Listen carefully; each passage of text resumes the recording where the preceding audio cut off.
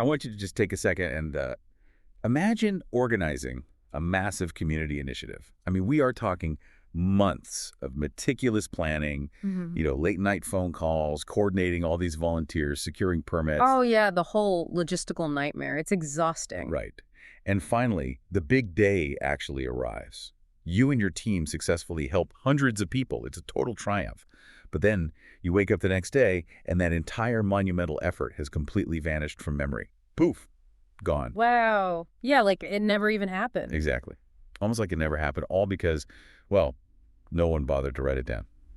It is a really devastating thought, honestly. I mean, you pour all that physical and emotional energy into creating real, tangible change in a community, but without a record, that change effectively becomes a ghost. Yeah. It exists only in the memories of the people who were there, and, memories fade quickly. They really do. Yeah. And that ghost town of undocumented good deeds is exactly what we are tackling today. We are diving into a remarkably insightful leadership training presentation. It's titled Reporting Service Projects, Turning Services into Lasting Impact. Yes, a fantastic resource. Yeah, and this was delivered by Gbenga Ofi, who's also known as Ben Law, specifically for the Rotary District 91236 E-Clubs. Right, and I think it's important to note, while the context is rooted in Rotary's service framework, the mechanics discussed here apply to absolutely any organization. I mean, a nonprofit or even a professional corporate team trying to prove the value of their work. If you do work that matters, you need to know how to prove it matters. Exactly. So the mission for our deep dive today is to follow the exact chronological journey of a service project. We're going to track it from the very first spark of the planning phase, right through to the boots-on-the-ground execution, and all the way to long-term sustainability tracking. The whole life cycle. The whole thing. We want to discover how proper documentation transforms raw volunteer service into funded, lasting impact. Okay, let's unpack this. Because before we figure out the how-to of data collection, we really need to establish the baseline, right? Like, why does this visibility matter just as much as the actual service itself? To really understand that, Gbenga presents this perfectly grounded scenario that forces us to look at the ultimate consequences of ignoring documentation. So imagine two different service clubs, Club A and Club B. Okay, keeping it simple. Right. They both conduct the exact same medical outreach program. They each set up in a community, and they each provide critical medical care to exactly 500 people. I mean, that's a huge achievement for both. On the surface, yes, absolutely. But here is where their paths diverge entirely. Club A finishes treating their 500th person, packs up their medical tents, pats each other on the back, and goes home. Job well done. Yeah. Club B, however, treats the 500 people, but they also systematically record the attendance. They take high-quality strategic photographs. They collect testimonies from the people who received care. They document every single dollar spent, and they immediately update their global database. Now, I have to jump in here and push back a little bit on that. Sure. Because a part of me hears that and thinks, well, isn't the good deed enough?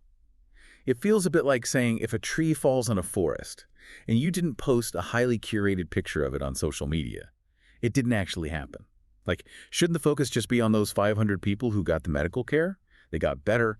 Why do we need a mountain of paperwork to validate a moral good? What's fascinating here is the psychology of the ripple effect. I mean, yes, the immediate 500 beneficiaries are helped in both scenarios. Nobody is taking that away from Club A. Right, they still did good work. They did. But this approach highlights a really harsh reality, which is that undocumented projects make the organization lose visibility. And in the world of nonprofits and community service, visibility is currency. Well, that's a good way to put it. When visibility drops, donors lose confidence. Partnerships become incredibly difficult to secure, and the broader impact becomes entirely invisible to the outside world. So it's kind of similar to a tech startup trying to secure Series B funding. Like, you can't just walk into a venture capital meeting and say, we built a great app and people love it, trust us. Oh, they would laugh you out of the room. Exactly. You have to show them user acquisition costs, retention rates, and daily active users. Yeah. It's not about proving you did a good job for the sake of your ego. It's about securing the capital for the next good job. Precisely. Just look at those two service clubs 1 year later. Club B, with all its documented evidence, can easily apply for new, larger grants. Because they have the receipts. Right. They can demonstrate measurable impact to attract corporate sponsors, and they can inspire other local clubs to replicate their success. Club A's project, meanwhile, is just a memory. Poof, gone. Exactly. Donors are not just handing out money on good faith anymore. They want to see the return on their philanthropic investment. Reporting isn't just administrative red tape. It is storytelling supported by evidence. And that is the exact mechanism that builds lasting donor and community trust. That reframes it completely. Mm. If reporting is literally the lifeblood of future funding, then it's not an afterthought at all. It's a core part of the mission. Right. Which brings us to the actual chronological journey of how this is done correctly. I want you, listening right now, to adopt the persona of a club reporting officer. So you are sitting at a boardroom table, looking at a brand new project cycle. The event is months away. How do we prevent this from becoming a chaotic scramble the day after the event? Well, the most critical pre-project leadership strategy is realizing that reporting starts before the project even has a name. A reporting officer must be assigned before every single initiative, never after. Makes sense. If you are waiting until the medical tents are packed up to figure out who took pictures, you have already failed, because the moments you needed to capture are gone forever. So, sitting at that planning table, you are actively delegating specific data roles well before anyone sets foot in the community. Like, you need a designated team for photography. You need someone strictly handling real-time data collection. Yes. You need someone prepared to conduct qualitative interviews and someone responsible for compiling the final documentation. Exactly. Yeah. And by breaking it down into these specific roles, no single person is carrying the entire administrative weight. But, the real challenge here is volunteer friction. Oh, sure. People sign up for these projects to plant trees or hand out food. They want to get their hands dirty. They don't want to feel like they are being handed a clipboard and a homework assignment. Which is a very real barrier. If you're managing a volunteer team, or frankly, even a corporate team being asked to track their hours on a new software, the pushback is always that it distracts from the real work, right? Always. Right. Yeah. So how do club leaders actually foster this habit without completely alienating their people? It comes down to integrating reporting into the daily culture of the group from day one. You make it a shared, pre-planned responsibility. How does that look in practice? Well, when the person handing out the food knows that the person standing next to them is naturally handling the photos and someone else is chatting with the locals to get feedback, the volunteers are significantly less burdened. It becomes part of the natural choreography of the event. It's expected, it's routine, and it doesn't interrupt the act of service. I love that idea of choreography. It's like a well-run restaurant. The chef isn't worried about seating the guests, and the server isn't worried about cooking the steak. Everyone have a highly specialized role that makes the whole operation hum. That's a great comparison. Okay, so our team is prepped, roles are assigned, the culture is set. But what happens when the big day actually arrives? You have 500 people showing up on a Saturday morning. The environment is chaotic. How does this designated team actually capture data without grinding the charity work to a totally dead halt? This is where real-time, standardized data collection becomes critical. You aren't just doing rough head counts on a napkin. Right. No guesswork. Exactly. You use essential tools on the ground, specifically a standardized beneficiary data sheet. You need to track quantitative demographics, names, genders, age groups, the specific community they are from, alongside qualitative feedback. Meaning, you aren't just tracking who they are, but what they actually thought of the service they received. And here's where it gets really interesting to me. As that reporting officer, you're essentially acting like an investigative journalist at your own event. Oh, I like that. Right, because a good journalist doesn't just print a spreadsheet of statistics. They give you the hard numbers to prove the scale of the issue, and then they give you the human quote to make you actually care about it. You need the data and the human heartbeat. That is a perfect analogy. And just like a journalist, you need visual evidence to back up your claims. But again, you can't just take pictures of smiling faces at the end of the day. You need a rigid, professional photography strategy. What does that entail? Well, you need before photos to visually prove to a donor that a problem existed in the first place. You need photos during implementation, showing the effort of the volunteers. You need pictures of the beneficiaries actively receiving the service. And importantly, photos of signage with your organization's branding, or photos of your corporate partners actually participating. Yes, absolutely. Because if a corporate sponsor gives you $10,000 and you don't have a single photo of their banner or their employees at the event, they aren't going to sponsor you next year. Yeah, they want to see their logo. Right. But notice how combining these different data types works synergistically.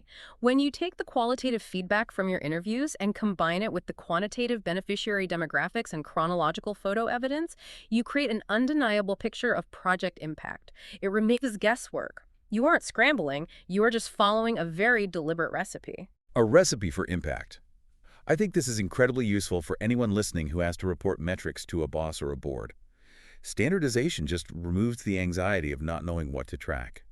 But obtaining this data also requires respect, doesn't it? Like you are dealing with real people, often in very vulnerable situations. Oh, completely. Securing proper consent before taking these photos or recording their stories is a non-negotiable step in this process. You are partnering with the community, not using them as props. Absolutely so. The event ends, the dust settles, the volunteers go home to rest. Finally. Yeah. And this is where the real magic happens. You have a stack of data sheets and 800 photos. But raw data is completely useless without a narrative. If you just hand a donor a spreadsheet, their eyes will just glaze over.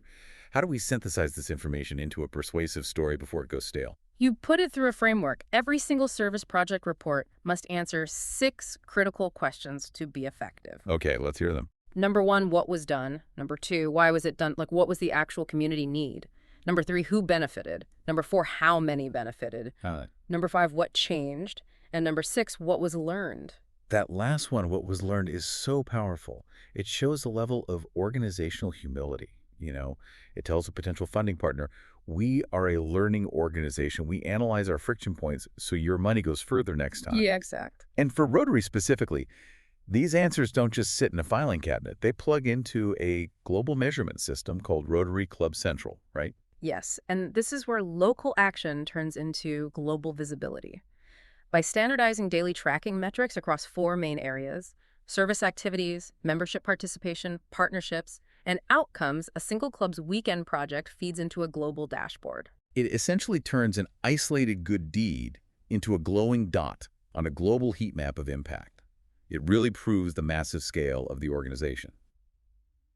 But let's zoom back in on that 4th metric, outcomes. Because Gbenga gives some fantastic examples of bad reporting versus good reporting. Too often, organizations report activities when they should be reporting outcomes. Right. An activity is just a motion. An outcome is a change in condition. Exactly. For example, a bad report simply says, we donated books. That's an activity. It tells me nothing about the impact. The transformed outcome-driven narrative is, 1,000 textbooks were donated to 3 schools, benefiting 850 students from a community of 350 households. That is so much more powerful because it gives scale and context. It moves the focus completely from the giver to the receiver. But, statistics alone don't open wallets. No, they don't. To capture that emotional resonance, you have to use a specific beneficiary success story template. This is the narrative structure used to actually secure future funding. It flows logically to take the reader on a psychological journey. Okay, walk us through that journey. Sure. You start with the beneficiary's name and profile to humanize them. Then, you clearly state their situation before the project, the struggle. Next, you introduce the intervention itself. What you actually did. Right. Then, the changes experience the measurable difference. After that, you include a direct personal testimony quote from the beneficiary. Finally, you note that photo consent was obtained and you state who the story was verified by, which adds that institutional credibility. It perfectly bridges the gap between the head and the heart.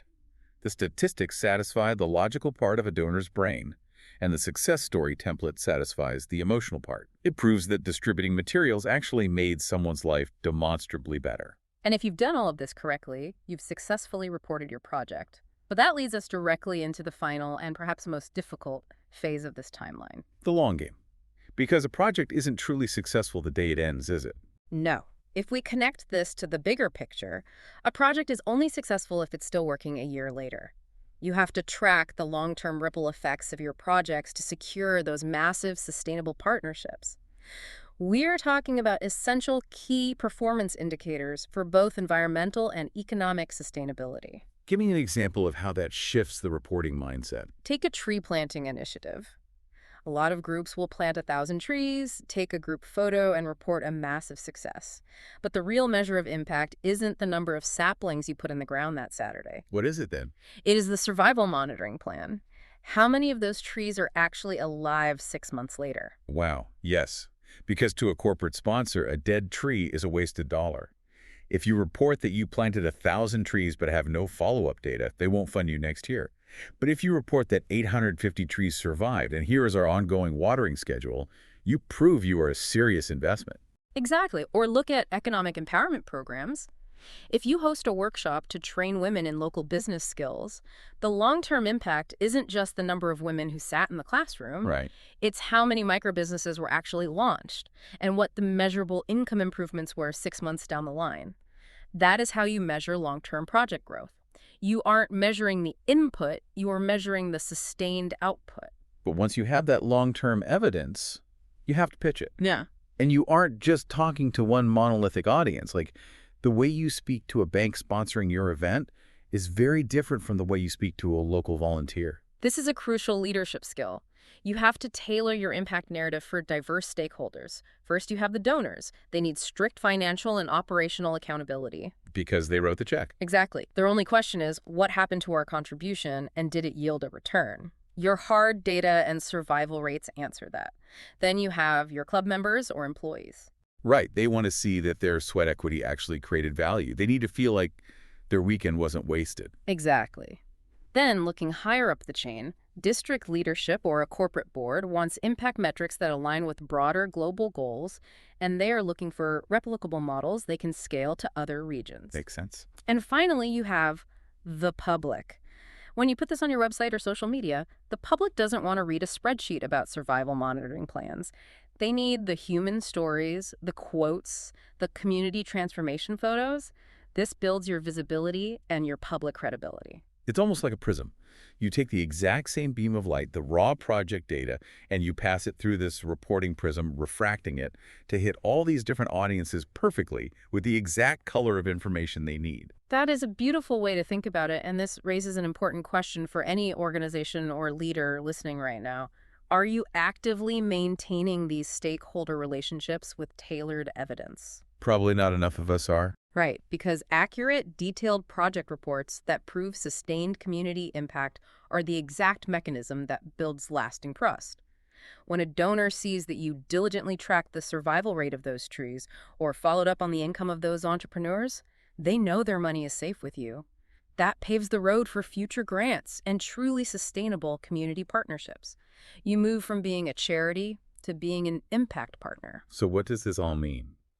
If we look back at the entire chronological journey, from the vital leadership strategy of assigning a dedicated data team before the event, to gathering that investigative mix of quantitative and qualitative data during the chaos of the execution, to answering the 6 critical questions to synthesize the narrative immediately after, and finally, tracking the survival rates months down the line, we see a clear truth.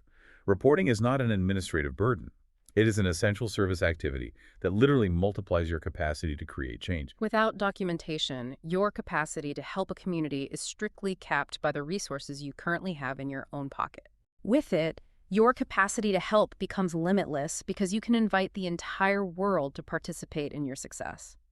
That brings to mind the incredibly powerful closing thought that Gbenga Ofi shared in his presentation. The traditional Rotary motto has always been service above self, which is, a noble call to action. Yeah.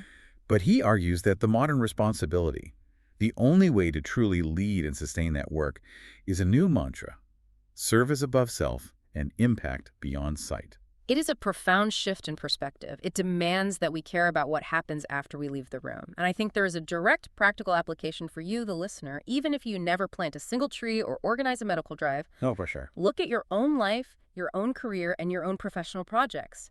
How many of your personal achievements, your daily operational wins, or your services at work are entirely invisible right now simply because you haven't bothered to document the after picture? Ouch. Yeah, that hits home. Right. What resources, what promotions, what new collaborative partnerships might you unlock tomorrow if you started treating your own milestones with the same rigorous reporting culture? If you don't record your impact, you are the only one who knows it happened. A vanishing effort. Just like that ghost town of a project we imagined at the very beginning. Thank you so much for joining us on this deep dive into the architecture of impact. We hope this framework helps you capture the undeniable evidence of the great work you are doing out there. Keep learning, keep documenting, and we will catch you on the next one.